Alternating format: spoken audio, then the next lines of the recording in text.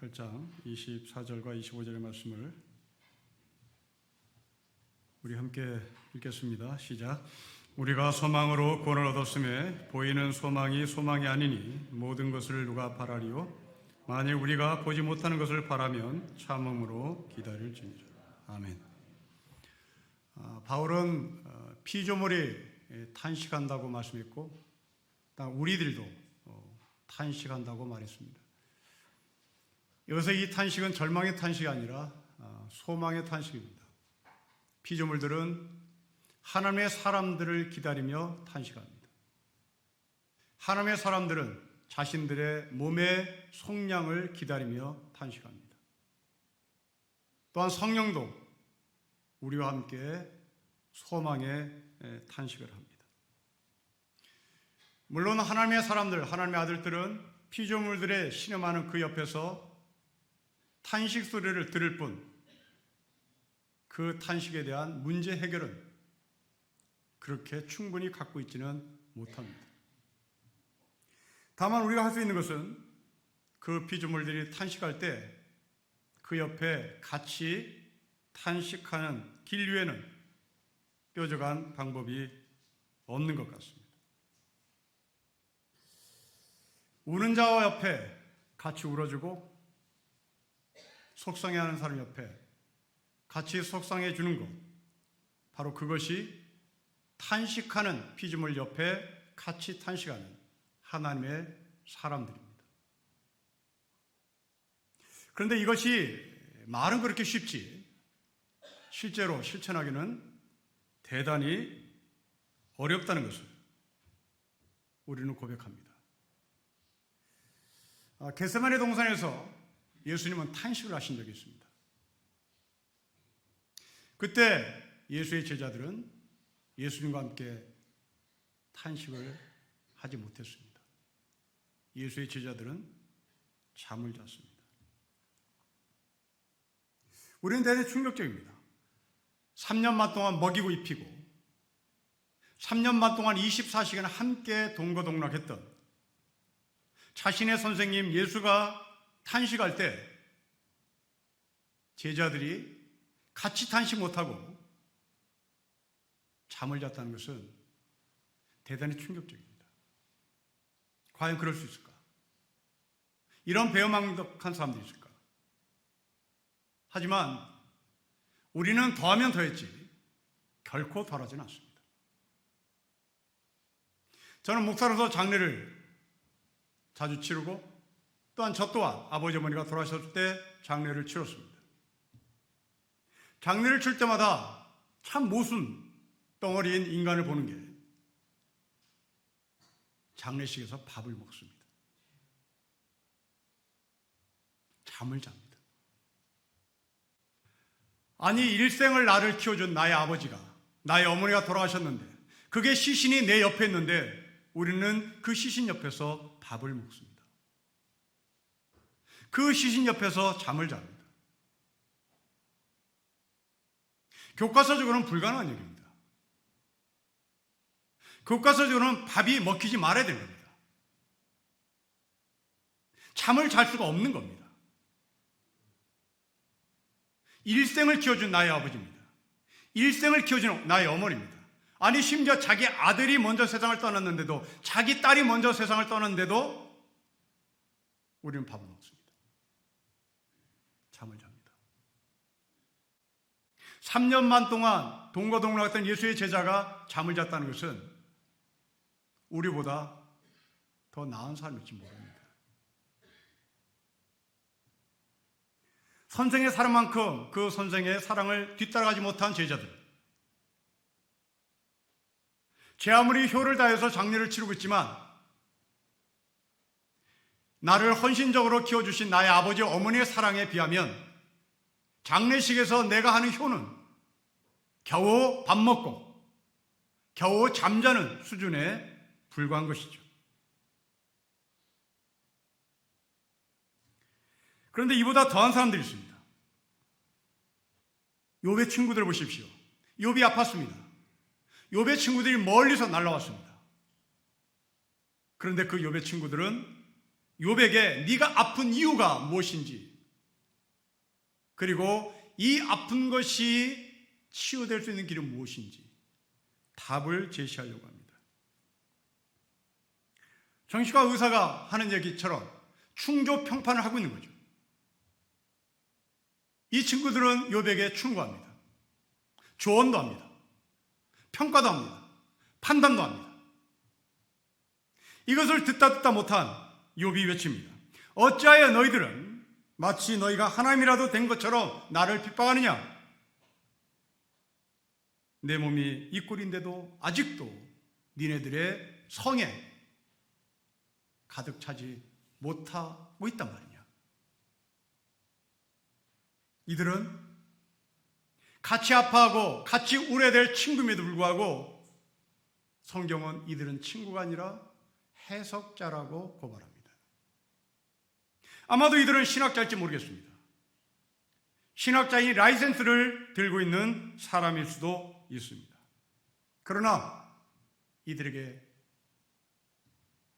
욥과 이들은 친구 관계는 아니었습니다.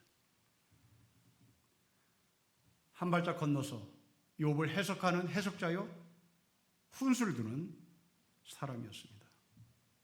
여러분, 하나님은 우리에게 해석자의 삶을 살기보다 친구의 삶을 살라고 말씀하시며 오늘 탄식하는 사람들, 그 탄식하는 사람들 옆에 같이 있어주라고 얘기합니다. 여러분, 예수를 보십시오. 가나마다 현장에 붙잡힌 여인을 바라보는 문 남성들의 시선을 보십시오. 가나마다 현장에 붙잡힌 수많은 남성들은 이 여인을 경멸합니다. 이 여인을 해석합니다. 이 여인은 돌에 맞아 죽어야 된다고 외칩니다. 이때 예수님은 땅바닥에 뭔가를 끄적끄적 댑니다. 예수님은 땅바닥에 무엇을 기록하고 있었을까? 아마도 수많은 남자들이 이 여인을 보고 해석하는 그 해석의 내용들을 다 받아 적었을 것처럼 생각합니다. 그리고 이야기가 다 끝난 다음에 예수님 말합니다. 이 중에서 죄가 없는 자가 돌을 던져서 이 여자를 치라고 얘기합니다. 이 남자들은 이 여자를 한 발짝 건너서 가늠한 여자라고 해석을 하고 있었습니다. 예수님은 그들에게 말합니다. 이 중에 죄 없는 자 적용을 합니다. 이 여자와 관계를 맺게 합니다. 문 남성들은 이 여자와 관계없이 이 여자를 해석하고 있었으나 예수님은 이 여자와 그 남자들의 관계를 말합니다. 그러자 남자들은 그 자리를 떠납니다. 관찰자와 적용은 이렇게 다른 겁니다.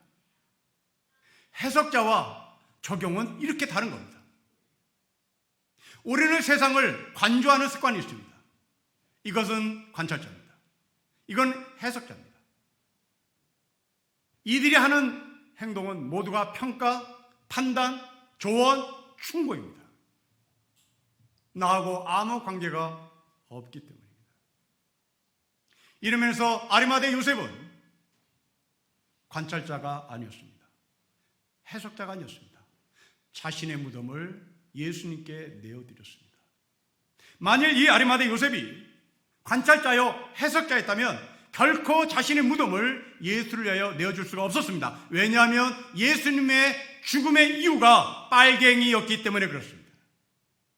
유대인의 왕이라고 하는 모함을 받은 불순분자였기 때문입니다. 이 아리마대 요셉이 예수가 불순분자로 해석이 됐다면 자기가 내어준 그 무덤으로 말미암아 아리마대 요셉도 수갑차고 로마에게 끌려갈 수도 있었던 겁니다. 그러나 이 아리마대 요셉은 예수를 관찰자로 본 것이 아니라 해석자의 위치에서 본 것이 아니라 자기와 관계된 존재로 본 것입니다. 니고데모를 보십시오. 밤중에 몰래 찾아왔습니다. 영생에 대한 해석을 요구했습니다. 이랬던 니고데모가 예수님이 돌아가시고 나자 예수의 시신을 염하기 위하여 자신의 재산 몰약 100근을 예수님의 시신을 염하는데 내어놓습니다. 밤에 몰래 찾아온 니고데모는 영생에 대한 관찰자요 영생에 대한 해석자였으나 예수님이 죽고 난 그 시점에서 니고데모는 예수와 관계를 맺습니다. 사랑하는 성도 여러분, 여러분들은 예수와 관계가 있는 존재입니까? 아니면 여러분들은 예수를 해석하고 계십니까? 피조물들은 신학자를 기다리지 않습니다. 피조물들은 교인을 기다리지 않습니다. 피조물들은 라이센스를 가진 사람을 원하지 않습니다. 하나님의 사람들을 찾습니다. 미국 LA에 있는 한 응급실 병원에서 있었던 일입니다. 자기 남편이 병원의 한 간호사 불륜을 저지르고 있다는 것을 판단한 이 한 여성이 권총을 들고 응급실에 들어갑니다. 눈에 보이는 저 여자가 내 남편과 불륜을 저지른 것이라고 판단한 이 여자는 권총으로 그 간호사를 쏴 죽입니다. 모든 사람이 다 도망갑니다. 이때 62살 먹은 당직 간호사 할머니가 권총을 든 이 범인을 향해 달려갑니다. 끌어안습니다. 컴다운을 시킵니다. 컴다운을 시킵니다. 서로 대화를 합니다. 급기야 이 권총을 갖는 여자가 권총을 내려놓습니다. 수많은 신문기자들이 달려들었습니다. 어떻게 그 와중에 119에 신고할 생각 안 하고, 왜 경찰을 부를 생각 안 하고, 당신은 왜 숨지 않고 이 여자를 끌어안았고 이 여자를 컴다운 시켰고 이 여자의 권총을 땅에 내려놓게 했느냐고 묻습니다. 이 62살 된 할머니 간호사의 말은 아주 간단합니다. 나는 간호사입니다. 이 한마디로 모든 질문은 끝났습니다. 나는 간호사입니다. 간호사 임무는 사람을 살리는 임무입니다. 간호사 임무는 총을 들 그 사람이 범인으로 본 것이 아니라 환자로 보인 겁니다. 여러분,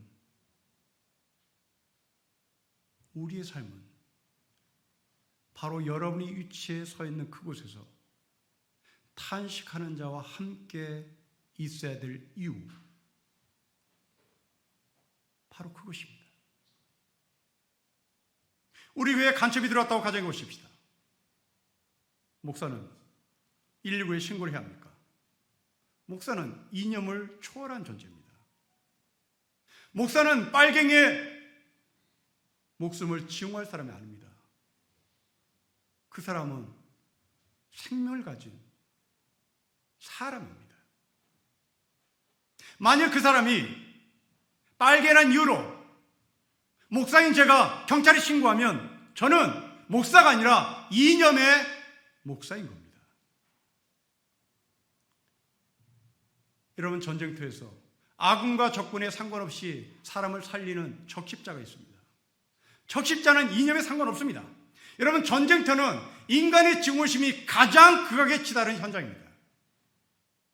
그러나 예수의 정신을 갖고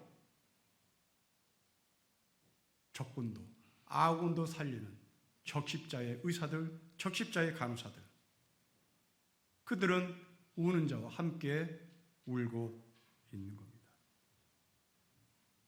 여러분들이 갖고 있는 그 직업을 가지고 내가 해야 할 목,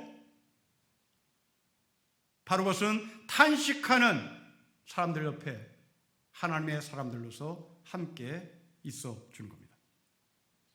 거듭 말씀드리지만 그렇다고 해서 우리가 그 탄식하는 사람들 옆에 탄식하는 하나님의 사람들로 같이 있다고 해서 답은 없습니다. 뾰족한 해결책은 없습니다. 여러분 23절을 보십시오. 23절의 말씀을 우리 같이 읽겠습니다. 시작. 그뿐 아니라 또한 우리 그 성령의 처음 익은 열매를 받은 우리까지도 속으로 탄식하여 양자될 것 곧 우리 몸의 속량을 기다립니다. 보십시오. 우리도 탄식합니다. 답이 없습니다. 피조물들이 탄식할 때 우리도 그 탄식 소리에 응답하고 답을 주면 좋겠는데 우리도 코가 석자라 몸의 속량을 기다리며 함께 탄식을 합니다. 저는 목사로서 가장 고통스러운 것 중에 하나가 여러분들이 저에게 답을 요구할 때 답을 주지 못할 때입니다. 아니 100개의 질문하면 하나 줄까 말까 합니다. 아예 답을 할 수가 없습니다. 이게 삶입니다. 절망스럽죠. 실력 없음에 대한 자괴감이 저를 괴롭게 합니다. 하지만 하나님의 사람들이 탄식하는 이 탄식은 그렇게 실력 없음의 탄식이 아니라 내면 안에서 탄식은 하고 있으나 소망으로 탄식을 하고 있는 탄식입니다. 어려운 일을 겪고 있지만 밖으로 내세가지 않고 언젠가는 이것이 끝날 것이다 라는 소망의 탄식, 하나님의 사람들은 하는 것입니다. 저는 초등학교 들어가기도 전에 한 6살, 5살 기억인데 무척 아팠던 적이 있습니다. 밤새 열이 난 적이 있습니다. 저희 어머니는 제 옆에서 판물 쐬면서 저를 지켜봤습니다. 그리고 어머니는 그 다음날 피곤한 내색을 요만큼도 하지 않습니다. 큰일 났다고 허둥대지도 않습니다. 속으로 깊은 탄식만 합니다. 아들이 흔들릴까봐, 아들이 겁을 먹을까봐 엄마는 흔들리지 않는 겁니다. 그러나 저희 어머니의 아픔은 제 열보다 더 아팠을 겁니다. 아들을 향한 깊은 사랑입니다. 지금 예배에 참여한 여러분 가운데 내색도 못하고 속으로 탄식하는 분이 계실 겁니다. 맏아들로서 동생들 보기에 흔들릴까 봐, 맏며느리로서 시동생들, 시누이들 혼란스러울까 봐 중심 잡고 고통 가운데 탄식하는 분이 계실 겁니다. 아마 그런 분이 계시다면 여러분들은 23절의 이 바울의 말씀이 깊이 교통하고 교차가 되고 있을 것입니다. 바울의 말씀을 기억하십시오. 몸의 속량을 기다리며 탄식한다. 반드시 이 일이 끝날 것을 기대한다. 반드시 이 일이 끝날 것을 나는 소망하며 탄식한다. 신앙인의 탄식입니다. 그럼 우리는 어떻습니까? 가짜들 가운데 신앙을 가지면 탄식이 없어진다고 말하는 사람이 있습니다. 거짓입니다. 여러분, 결혼하면 탄식 소리가 없어집니까? 그렇지 않습니다. 결혼하면 아침부터 저녁까지 커피 마시면서 고고한 음악을 들을 줄 알았습니까? 그렇지 않습니다. 결혼 전이나 결혼 후나 지지고 먹고 사는 것은 매 마찬가지입니다. 그리고 여기까지 온 겁니다. 사안에 못 산 일을 반복해 왔습니다. 천국이 없고 같은 그런 가정을 꾸려나가는 가정은 없습니다. 어느 가정에 대한 남편에 대한 글입니다. 남편이 이런 글을 남겼습니다. 언젠가부터 우리 식탁이 좀 단조로워졌다. 반찬도 그렇고 대화도 그렇다. 아들들이 직장 근처로 나가 살고부터 우리는 좀 단조로워진 것 같다. 그런데 그날따라 아내는 어쩐 일인지 열심히 뭔가를 장만하고 있었다. 맛있는 냄새를 풍기더니 드디어 식탁이 차려졌다. 준비한 반찬들을 올려놓기가 무섭게 아내는 눈을 반짝이며 흥분된 목소리로 여보, 이 된장찌개 맛이 어때? 라고 했다. 속으로 나는 말했다. 젠장 급하기는. 맛도 보기 전에 맛을 물어? 아직도 숟갈 안 됐다고? 눈으로 맛을 알 수야 없지. 아내는 입을 뒀다 뭐해? 삐죽대며 쏘아붙인다. 갑자기 우리 서로 먹통이 된 듯했다. 수십 년을 같이 살아도 이렇게 종종 먹통이 된다. 여러분, 이 이야기는 우리 집 이야기입니다. 여러분의 이야기입니다. 엮이는 가정 아닙니다. 부부관계가 깨진 가정 아닙니다. 그냥 우리 가정입니다.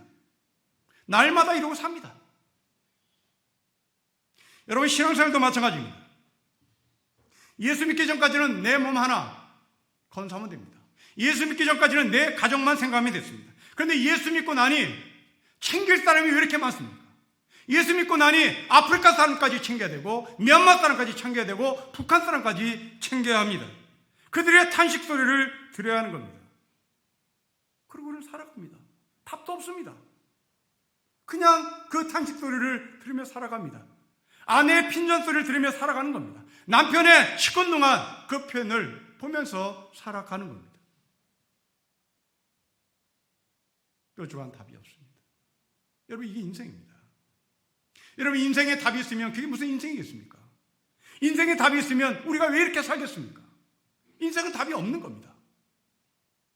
이 답이 없는 인생을 살다 보니 우리는 그 답 없는 인생의 문제를 풀고 나가다 보니 우리는 내공이 생기는 것이고 든든하게 생기는 것이고 앞이 보이지 않는 그것을 뚫고 나가려고 하니 용기도 생기는 것이고 거기에 근육도 생기는 겁니다. 20년 전 우리 교회는 고시생들이 많았을 때 제가 신림교회 목사 된 것을 정말 후회할 때가 1년에 꼭 한 차례 있습니다. 1월 달입니다. 1월 달에 고시생들이 사법고시 시험을 봅니다. 3월쯤 돼서 합격자 발표가 나옵니다. 저희 교회는 초상집입니다. 떨어진 사람이 더 많으니까요. 이때 말 잘못 걸었다가 덤태기 씌우는 일이 많습니다. 쌍욕이 돌아올 때도 있습니다. 지금 그 친구들 50줄이 들어섰겠죠. 소주병 하나 들고 관악산에 가서 꺼역꺼역 울었던 그 형제들, 그 옆에 말도 못하고 나도 같이 눈물을 끔뻑끔뻑 흘렸던 그 시절, 목사가 답을 줬으면 얼마나 좋겠습니까? 목사가 해답을 알고 그 해답을 알려주면 얼마나 좋겠습니까? 1번의 답은 4번이다, 2번의 답은 1번이다 라고 알려주면 얼마나 좋겠습니까? 그러나 법의 법자도 모르는 내가 그들에게 무슨 답을 알려주겠습니까? 그냥 닭똥 같은 눈물을 흘릴 때 나도 그냥 흘릴 뿐인 거죠. 그리고 여기까지 왔습니다. 사도행전 27장에 보면 바울이 죄수의 신분으로 로마로 가는 배를 탑니다. 날씨가 아주 좋았습니다. 선장은 이대로 가다가는 예약된 시간보다 일찍 로마에 도착할 것이라고 기대에 부풀었습니다. 순풍에 돛단 듯이 배는 미끄러져 나갔습니다. 그러나 얼마 지나지 않아 광풍을 만납니다. 거기에 276명이 타고 있었습니다. 얼마나 광풍이 셌는지 살 가망을 놓쳤다라고 276명이 이구동성으로 외칩니다. 이때 한 남자가 일어납니다. 그 사람은 바울입니다. 바울이 나서 외칩니다. 여러분 안심하십시오. 어젯밤에 하나님이 나에게 말씀하셨습니다. 우리 가운데 어떤 누구도 머리털 하나 상하지 않을 것이라고 말씀하셨습니다. 여러분 안심하십시오. 여러분 안심하십시오. 여러분, 바울은 바다에 대해서 일도 모르는 그냥 서생입니다. 지식인입니다. 그냥 책 보는 사람입니다. 이 책 보는 바울이, 바다에 대해서 아무것도 모르는 이 바울이 살 가망을 놓쳐버린 276명 앞에서 여러분 안심하십시오. 우리 가운데 어떤 누구도 머리털 하나 상하지 않고 반드시 살 것이라고 주님 말씀하셨습니다. 여러분, 이 276명이 타고 있는 이 배 안에 살 가망이 없다고 판단하는 사람은 절망의 탄식을 하고 있었습니다. 그러나 그 중에 한 사람, 바울은 여러분 안심하십시오. 하나님이 나에게 말씀하셨습니다. 우리 가운데 머리털 하나 상하지 않을 것이라고 말씀하셨습니다. 안심하십시오. 같은 탄식이어도 바울의 탄식은 소망의 탄식이었습니다. 그 결과 바울의 말대로 276명은 한 사람도 죽지 않고 로마에 도착했습니다. 하나님의 사람만이 할 수 있는 탄식입니다. 여러분, 세상 탄식 앞에 그냥 무너집니다. 세상은 그 탄식을 소망으로 연결시키지 못합니다. 절망으로 연결시켜 스스로 붕괴됩니다. 그러니 이 세상에서 자기만 살겠다고 외치고 각자 도생을 하는 철학이 이 땅을 지배하는 겁니다. 사랑이 없습니다. 까르마초프의 형제들이라는 책에 조시아 장로의 말이 생각납니다. 조시아 장로가 지옥을 규정합니다. 지옥이란 사랑할 수 있는 능력을 상실한 데서 오는 괴로움이라고 말합니다. 사랑하는 성도 여러분, 여러분의 가정은 어떻습니까? 우리의 교회는 어떻습니까? 코로나 바이러스가 지금 17개월 우리를 고통스럽게 합니다. 이때 바울의 기도를 하고 있는 사람처럼 우리 교회가 코로나 바이러스가 종식되는 그날까지 한 사람도 머리를 다치지 않고 한 사람도 감염되지 않고 이 감염됨으로 말미암아 교회가 폐쇄당하는 일이 없고 무사히 종착역까지 갈 수 있는 소망의 탄식이 우리 가운데 있었으면 좋겠습니다.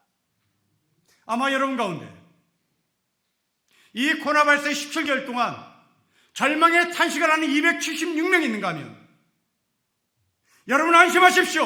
이 코로나 바이러스가 우리 교회를 문 닫게 할 수 없습니다. 우리 교회 감염자를 만들어낼 수 없습니다. 우리는 한 털도 한 머리카락 하나도 다치지 않습니다. 우리 모두 276명은 반드시 로마에 갑니다. 이 탄식의 소망, 소망의 탄식, 바울의 기도, 바울의 영성, 이 기도가 우리 가운데 있는 것을 저는 믿습니다. 답은 없지만 사랑이 있는 가정, 답이 없지만 사랑이 살아있는 사회,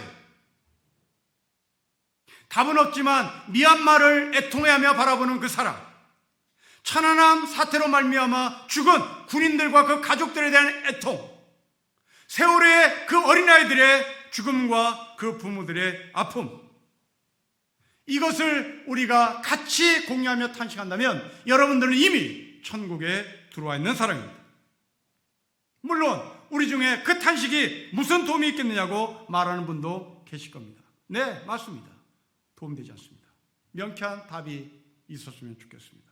하지만 여러분, 거듭 말씀드리지만 인생에는 답 없는 겁니다. 인생에 답이 있으면 누가 여기 앉아 있겠습니까? 답이 없기에 우리는 뚫고 나가야 할 용기가 필요한 것이고, 답이 없기에 우리는 뚫고 나가다 보니 내공이 생기고 근육이 생기는 겁니다. 바울은 이것을 가리켜 합력하여 선을 이루시는 하나님이라고 표현을 합니다. 사랑하는 성도 여러분, 여러분들은 결코 하나님 밖에 있는 사람이 아니라는 사실을 명심하시기를 부탁합니다. 여러분들은 하나님 안에 있습니다. 하나님은 예수 그리스도를 통해서 그 벽을 허물었기 때문입니다. 이런 벽이란 사람과 사람의 경계를 구분짓는 편견입니다. 예수님은 그 벽을 허물었습니다. 우리를 경계하지 않겠다고 말씀하시는 겁니다. 우리를 받아들이겠다고 말씀하시는 겁니다. 그러기에 우리의 탄식은 절망의 탄식이 아니라 여전히 나의 몸의 구속을 기다리는 소망의 탄식입니다. 자, 이 배경을 들고 24절과 25절을 다시 한번 읽겠습니다. 같이 읽겠습니다. 시작. 우리가 소망으로 구원 얻었음에 보이는 소망이 아니니 보는 것을 누가 바라리요? 만일 우리가 보지 못하는 것을 바라면 참음으로 기다릴지니이다. 바울은 소망은 아는 것이라고 합니다. 저는 바울의 솔직함을 봅니다. 여러분, 소망은 보이지 않는 것이 정상입니다. 소망이 보인다면 그건 소망 아닙니다. 그건 현실입니다. 소망은 보이지 않아야 되는 겁니다. 그런데 바울은 그 보이지 않는 소망을 참고 기다리라고 합니다. 저희는 25절의 말씀을 읽으면서 결국 성경이구나, 결국 입 바른 소리 하고 있구나 하고 실망합니다. 아니, 보이지 않는 소망을 믿고 기다리라, 이건 어떤 누구도 말할 수 있는 겁니다. 그래서 우리는 결국 성경은 여기까지밖에 못 되는 거야 하고 읽어도 힘이 되는 것이 아니라 절망이고 김 빠지는 소리고 그 뻔한 소리지 뭐, 그리고 끝납니다. 성경을 번역한 사람들에 대한 수준입니다. 오늘 본문의 뉘앙스를 살려내지 못했습니다. 여기서 이 참고 기다리는 말은 그냥 견디라는 말이 아닙니다. 지치지 말라는 말입니다. 한결같음을 요구하는 겁니다. 마라톤 선수를 보십시오. 40.19km를 달려야 합니다. 보이지 않습니다. 목적지가 보이지 않습니다. 중간에 무슨 일이 생길지도 모릅니다. 그렇다고 단축해서 목적지까지 갈 수도 없습니다. 이 마라톤 선수가 유일하게 목적지를 갈 수 있는 것은 단 한 가지입니다. 견디는 겁니다. 지치지 않는 겁니다. 끝까지입니다. 그 방법, 그 이유는 없습니다. 여러분, 우리는 어떻습니까? 우리의 신앙은 어떻습니까? 한결같음입니까? 지치지 않음입니까? 지름길을 달려가는 사람이 아니라 그냥 있는 길을 그대로 달려가는 사람입니까? 신약성경에 보면 신앙이 롤러코스터를 탄 교회가 있습니다. 데살로니가 교회입니다. 이 데살로니가 교회는 임박한 종말론에 미쳐 있었던 사람들의 공동체였습니다. 그래서 이들은 주님이 곧 온다라고 하는 이 잘못된 신앙이 이들을 지배함으로 말미암아 이들은 전부 다 보따리를 싸가지고 산으로 올라갔습니다. 산으로 올라가서 산만 쳐다보고 있었습니다. 하늘만 쳐다보고 있었습니다. 이때 바울이 한 말입니다. 우리 가운데 일하기 싫거든 먹지도 말라라고 했습니다. 이 말은 예수는 도적같이 온다는 걸 너희 모르냐? 예수님은 내일 오는 것이 아니라 도적같이 온다. 그러니 너희는 공부할 사람 공부하고 일할 사람 일하고 그리고 새끼 밥 먹고 살아야 한다고 말하는 겁니다. 이게 바로 먹지도 말고 일하기 싫거든 먹지도 말라는 바울의 교훈입니다. 여러분, 신앙은 하루아침에 완성되는 것이 아닙니다. 보따리 싸가지고 하늘로 올라가는 것이 아닙니다.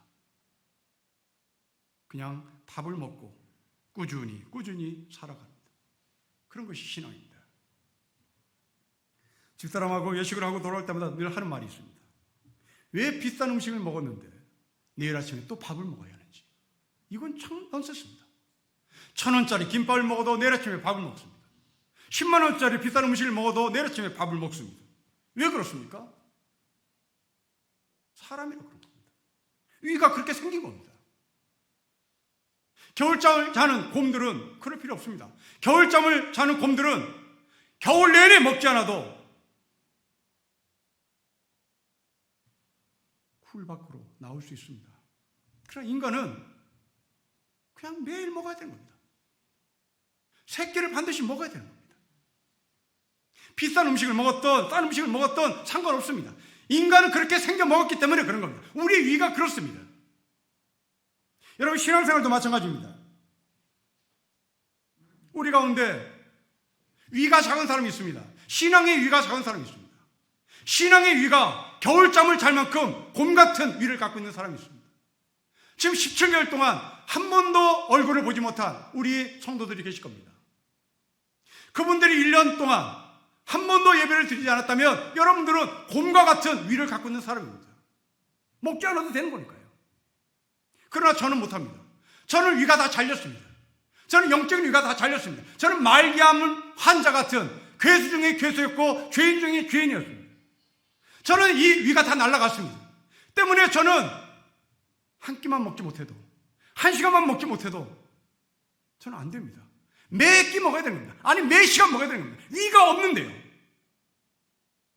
말기암 환자가 위가 잘려나간 그 사람처럼, 그 사람들이 자주 먹어야 하는 것처럼 저는 자주 먹어야 되는 겁니다.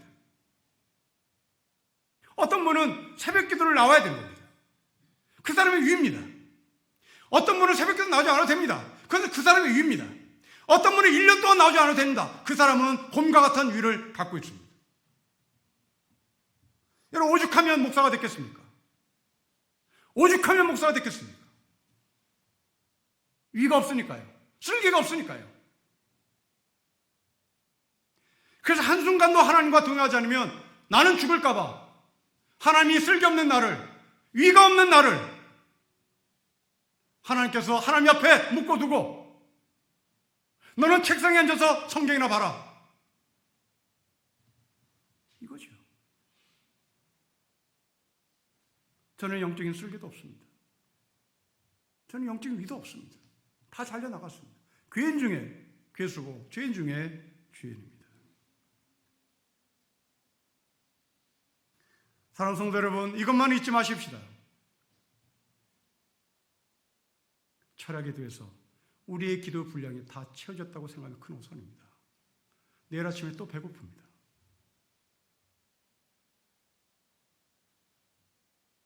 날마다 먹어야 되는 겁니다. 항상입니다. 항상입니다. 그래서 바울이 가장 많이 쓰는 단어는 그리스도 예수 안에서 항상, 항상, 항상 범사에 감사하십시오. 항상 기도하십시오. 언제나 기뻐하십시오.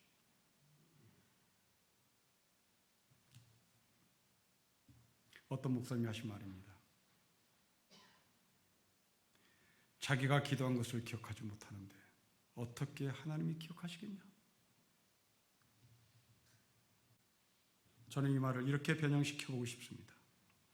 우리가 한 기도를 하나님이 기억하는데 문제는 응답받은 우리가 무엇을 기도했는지 모른다. 바울은 우리에게 말합니다. 한결같은 시선으로 하나님을 바라보는 소망이어야 됩니다. 여러분 25절의 말씀을 다시 한번 읽겠습니다. 시작. 만일 우리가 보지 못하는 것을 바라면 참음으로 기다릴지라. 소망 가운데 버티는 겁니다.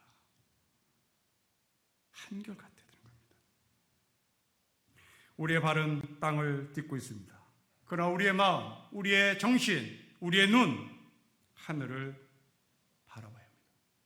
항상 소망을 놓치면 안 됩니다.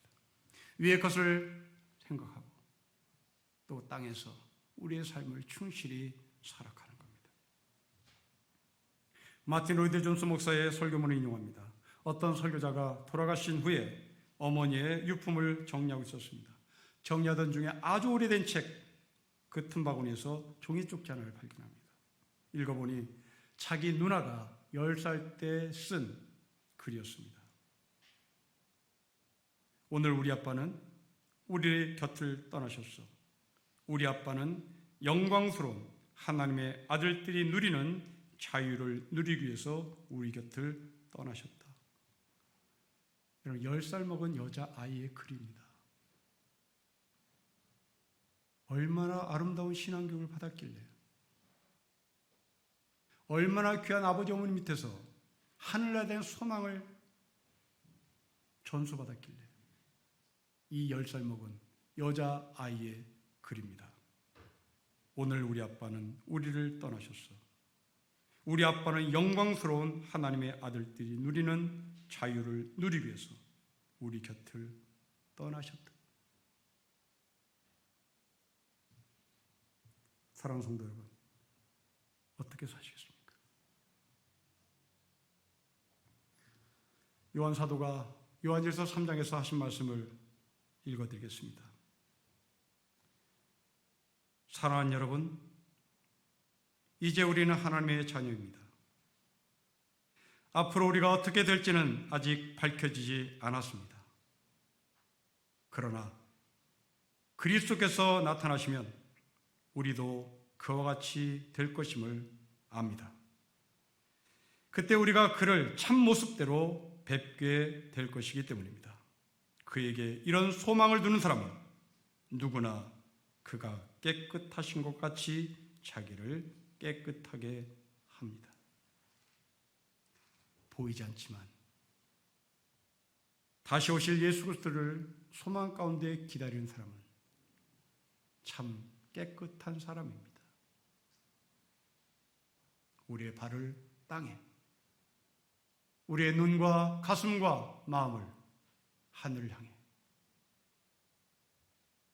그리고 날마다 주님이 주시는 말씀으로 우리의 몸과 마음이 깨끗해지기를 주 이름으로 축복합니다. 기도하겠습니다. 답이 없는 세상입니다. 탄식하면 답이 나올까? 그것도 없습니다.